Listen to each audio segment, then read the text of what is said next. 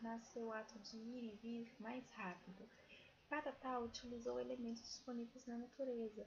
Madeira para fabricar canoas, domesticou animais. Já no século XIX, vários inventores tentaram utilizar a pressão produzida por vapor na água para mover um eixo com 4 rodas, mas foi com Henry Ford que a tecnologia automobilística se disseminou, porque ele inventou a esteira rolante e tornou a fabricação mais padronizada e mais rápida que anteriormente. Em 1919, Ford instala no Brasil sua primeira filial e exerceu o monopólio de produção até 1925, quando a General Motors também aqui se instala. As importações concorriam com essa produção até 1950, quando o presidente Juscelino Kubitschek lança o Plano de Metas, cujo lema era 50 anos em 5, e com isso tentou nacionalizar a produção. O primeiro carro totalmente fabricado no Brasil foi o Fusca, e Juscelino Kubitschek foi o garoto propaganda desse produto para tentar mudar a mentalidade brasileira sobre os produtos aqui fabricados. Em 1970 e 1980, nós temos a ditadura militar. Mesmo com o milagre econômico, os produtos brasileiros não eram tão bem aceitos devido à sua qualidade. Em 1950, o então presidente Fernando Collor quebra as barreiras alfandegárias e com isso começam as importações. E aí as fábricas aqui instaladas se viram obrigadas a fazer a melhor produção. Com isso, nós temos que o mercado brasileiro ele tem um oligopólio, e é um oligopólio imperfeito atualmente, porque mesmo os carros sendo similares, há alguns opcionais que os diferem. Esse setor, ele cresce cada vez mais no Brasil e há uma evolução dos processos, uma modernização que acontece a cada dia. Então, todo dia estão surgindo coisas novas e a modernização nesse setor ela é constante. O setor automobilístico ele é um dos mais importantes da economia brasileira, movimentando bilhões de reais. Ele passa por crise, mas se recupera e tem um mercado promissor no Brasil. As indústrias automobilísticas, elas evoluíram tanto nos seus processos como os produtos, os carros têm evoluído cada vez mais, né, e tem uma preocupação maior com o meio ambiente.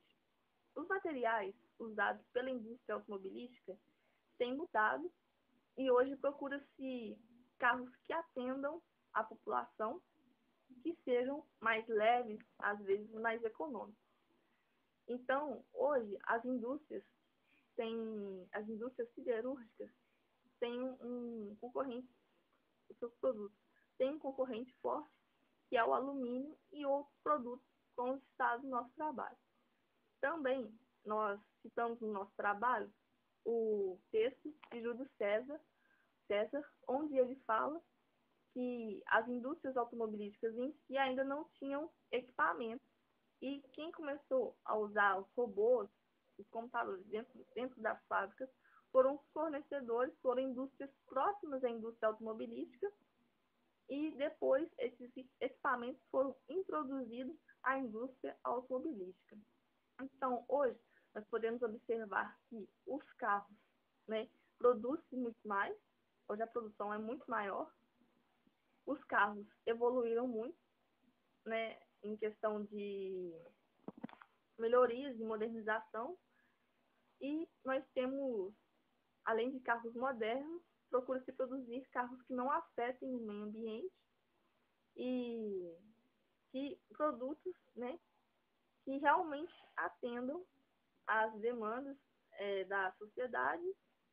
E o setor automobilístico ele tem mercado promissor no Brasil e influencia em outros setores também, e ele cresceu e continua crescendo cada vez mais. Hoje nós temos uma melhora nos processos devido às teorias na economia, teorias da administração, e o setor automobilístico tende a crescer cada vez mais. Falarei um pouco a respeito do número de empresas atuantes no segmento automobilístico e a participação percentual delas no mercado nacional. Atualmente, aqui no Brasil, nós temos estabelecidas 9 montadoras. Podemos separá-las num grupo de veteranas, que são as montadoras que estabeleceram-se aqui há décadas. São elas a Ford, a Fiat, a Volkswagen e a General Motors, a GM. Temos também as montadoras entrantes, que são as montadoras que estabeleceram-se aqui após a década de 90, quando o governo lançou um incentivo com a abertura do mercado nacional, justamente para atrair novas empresas. São elas a Toyota, a Honda, a Chrysler, a Renault e a Citroën. No nosso trabalho abordaremos apenas 5 montadoras, que são as maiores representantes do mercado nacional de vendas anualmente.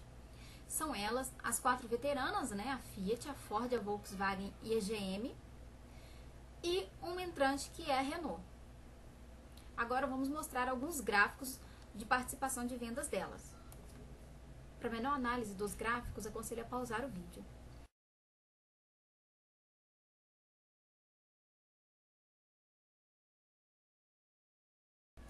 O gráfico representa o total de vendas no Brasil no ano de 2003 a 2012. Podemos observar a liderança da Fiat, que se manteve líder em 8 dos 10 anos abordados no gráfico, perdendo apenas em 2004 para a GM e em 2009 para a Volkswagen. Na sequência, temos os gráficos da Ford e da GM. Podemos observar que há um decréscimo nas vendas.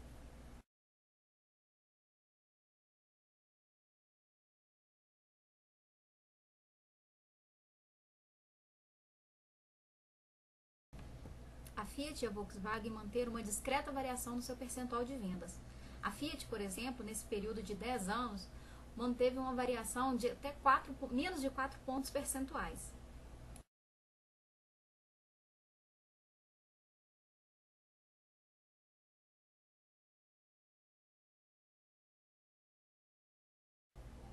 Por último, o gráfico da Renault, que inicialmente apresentou uma queda nas vendas, mas logo após teve um gradativo aumento, caindo apenas em 2012.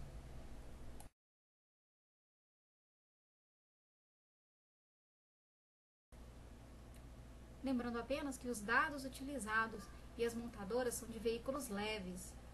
Exemplo bem superficial como Palio, Uno, Strada, Corsa e Celta. Constatamos que as empresas automobilísticas deverão cada vez mais investir em novas estratégias a um mercado cada vez mais concorrido, né?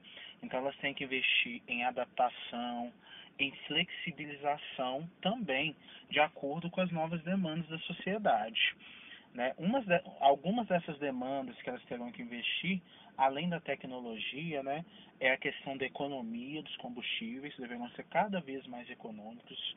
E, além disso, uma nova exigência aí do mercado, que cresce cada vez mais, é de carros que poluem menos o meio ambiente, né? Esses gases, inclusive poluentes, eles estão limitados, né? Eles são limitados pelo governo. Nós percebemos também, nós constatamos também, né, no trabalho, que as empresas automobilísticas são fundamentais à economia do nosso país, né? Desde os primórdios, elas foram crescendo cada vez mais em nosso país, no Brasil, e vários setores da economia dependem dela, por exemplo, a siderurgia e algumas indústrias, né, que estão cada vez mais investindo em novas tecnologias para compor o carro, né, tecnologias que utilizam novos componentes químicos, né. Então, é necessário que o governo do nosso país, invista cada vez mais, incentive, né, cada vez mais essas indústrias. Uma forma de incentivo recentemente que tivemos, né, é a questão da redução do IPI, que fez girar, né, que foi muito importante para a economia do nosso país. Obrigado.